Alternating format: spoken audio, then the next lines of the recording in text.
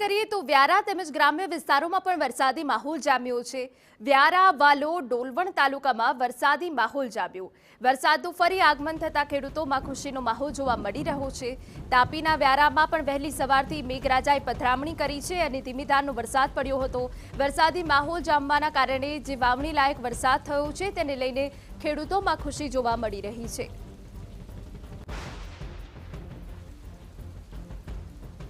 તો વરસાદનું ફરી આગમન થતા ખેડૂતોમાં ખુશીનો માહોલ જોવા મળી રહ્યો છે।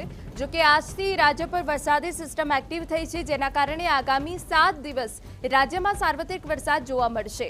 પરંતુ હાલ આ દ્રશ્યો તાપીના બતાવી રહ્યા છે કે જ્યાં વહેલી સવારથી વરસાદી માહોલ જામ્યો હતો।